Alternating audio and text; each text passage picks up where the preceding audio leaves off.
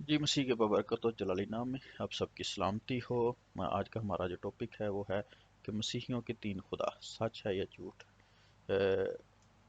Christianity has the three gods, it is a true और false. So बात शुरू करने से पहले ही मैं कह देता हूँ कि ये बहुत बड़ा झूठ है जो कि दुनिया में फैलाया जाता है, जो कि पता नहीं कौन लोग हैं जो ऐसे झूठों को फैलाते हैं, ऐसी झूठ बात को फैलाते हैं। मसीहियों का सिर्फ और सिर्फ एक खुदा है। मसीहियों का सिर्फ और सिर्फ एक खुदा है। और हम कहते हैं कि जी ट्रिनिटी है, गॉड के अंदर ट्रिनिटी है। ठीक है। जिस तरह से हम इसको इस तरह से समझ लेते हैं कि आप एक शख्स हैं और आपकी एक रूह भी है और आपका एक दिमाग भी है।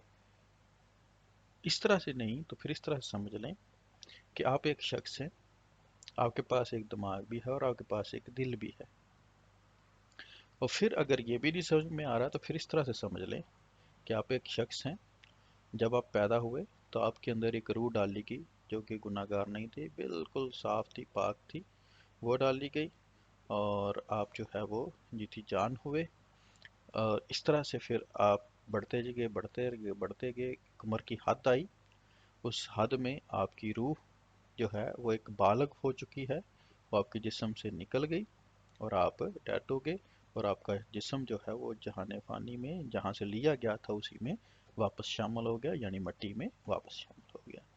तो आप एक इंसान की जो है इस ट्रिनिटी को भी गौर कर सकते हैं कि किस तरह से इंसान जो है वो अपनी क्रिएशन में ही ट्रिनिटी ढूंढ सकता है। दूसरी तरफ अगर बात की जाए तो खुदा जो है वो एक है, उसके अंदर भी ट्रिनिटी पाई जाती है। किस तरह से? खुदा जो है वो एक है और उसकी एक रूह है। उस रूह भी हम वही कह सकते हैं कि वो उसी के अंदर है। हम उसको ये नहीं कह सकते कि उसमें से लैदा हो गई है, उसी के अंदर है, वो एक रूह है। ठीक है। तो हम ये कह सकते हैं कि खुदा है और खुदा के अंदर रूह है। ठीक है। हम खुदा को लैदा डिफाइन नहीं कर सकते कि ये जो एक कोई जिस्म होगा, कोई मिट्टी से बना हुआ होगा तो उसके अंदर एक रूह है, नहीं, बल्कि खुदा है और वो एक रूह भी है।